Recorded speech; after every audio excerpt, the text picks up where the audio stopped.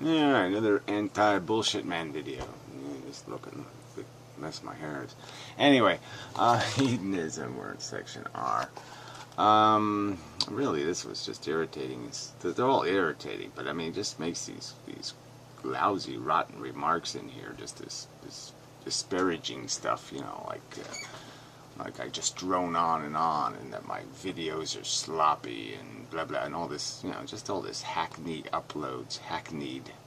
What the fuck? And it's hackneyed. Fuck you. It's just rude.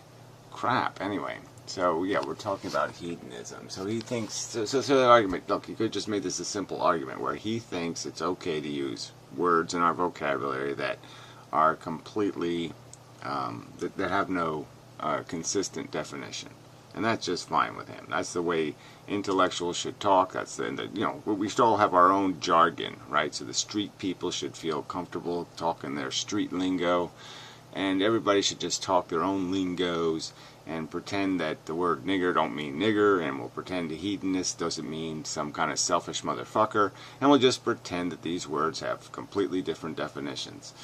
And I even use naturalist as an example of a word, and that's exactly proves my point. I mean, Darwin was essentially the last naturalist because, yeah, the word got taken over by a bunch of tree huggers, okay, and so it wasn't a word for somebody who studies the biosphere, you know, in some sort of disciplined manner. The word became some sort of person who thinks nature is Gaia and is alive and all that kind of babble. So it's a word I never use anymore. I don't call anybody a naturalist anymore. I use the word determinist, which I don't think anybody's that confused about. I don't think that word is nearly as confusing to people, except people who don't understand the concept of determinism at all. They don't understand anything outside of the realm of me brain freely thinky. You know, like somehow they made their thoughts and they made their identity and they made their character and all that kind of stuff. I mean, the only people who don't know what the word means are people who don't even understand that they have a brain and that their brain is creating their perceptions.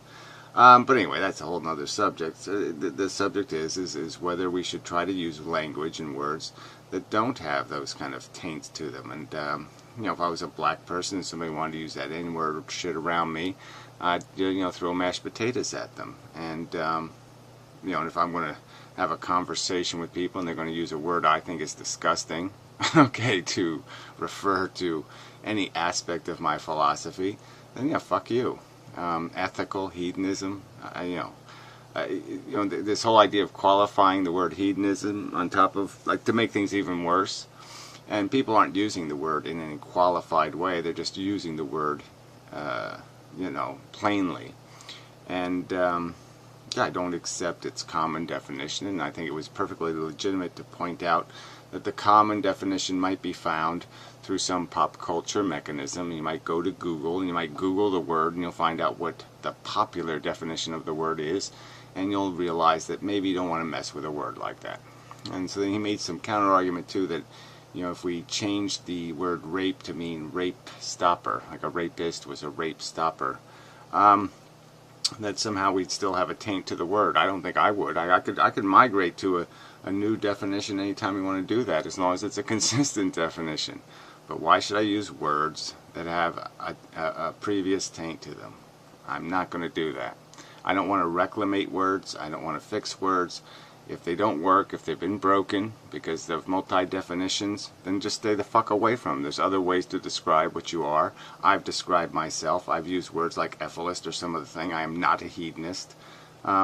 So I have a right to say I'm not a hedonist by almost any definition.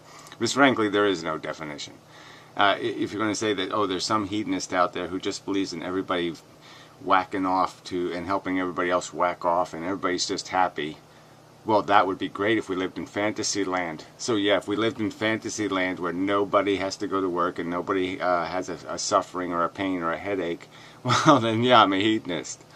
But we don't live in that world, so this is a silly, idiotic way of using the word. Why the fuck would you even invent a word for fairy tale land existence? There's no point in doing that. Why'd you call somebody a leprechaunist? You know, there's no point. pot of goldists. Let's all go dig up some pots of gold. Why are we wasting our time drudgering? So anyway, that was just bullshit. All right, now the second half of his rag was to play some game, because in Tiny Chat I made a kind of a point that sex is sort of an important thing for me. It's sort of kept me in the game. And and he's contrasting that to my imperative that we all be good janitors. And I don't think the two are in conflict at all. I mean, my point is that it's made being a janitor for me tolerable. Because you can only do it for so many years, right? You can only expect yourself to be burdened by some kind of, fix the world shit for so many years, and then you get a retirement, and you get a gold watch, and, they smash you with a sledgehammer, and that's the end. Put you in the trash compactor or whatever, because you're done. So my argument would be basically that, yeah, I've put in my time.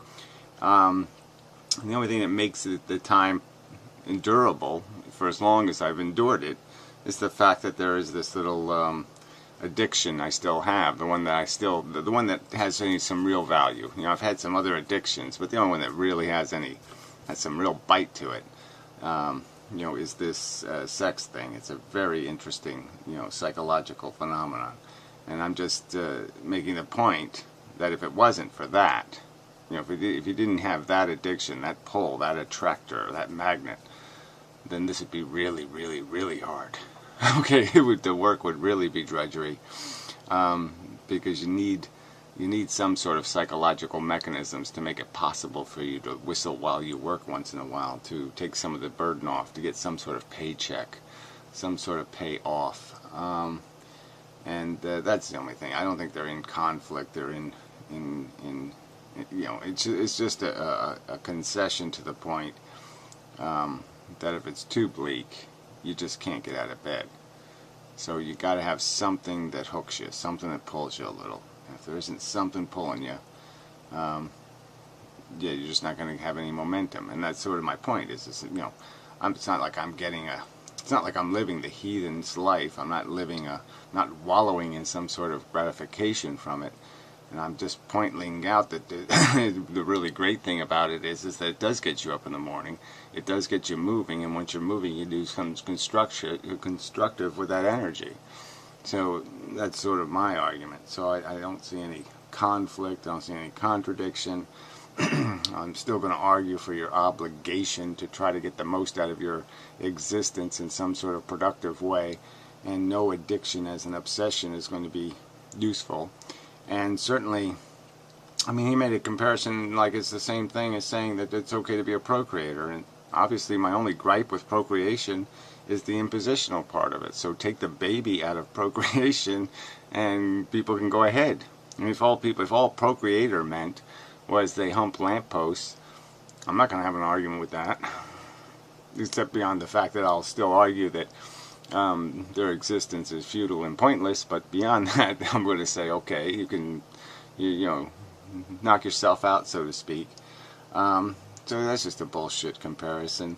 So, but this whole thing was just bullshit. I mean, it's, the guy calls himself anti-bullshit man, and this whole post was just one big fat fucking blob of bullshit to defend using imprecise, misconstruable, misunderstandable vocabulary in our conversations is bullshit. To not recognize that people were using this word in a deliberate effort, okay, a willful, deliberate, calculated effort to misinterpret and to essentially slander people. They weren't doing it to accurately describe the philosophy. They were doing it to inaccurately describe it in a derogatory fashion. And that was they were deliberately using the ambiguity of the definitions for a malicious purpose. And this is just, like I said, this is just bullshit. So fuck you, bullshit man. This is bullshit man.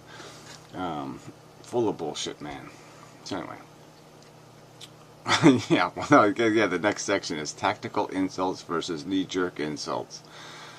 Yeah, well, yours are certainly tactical and strangled, but there's no disguising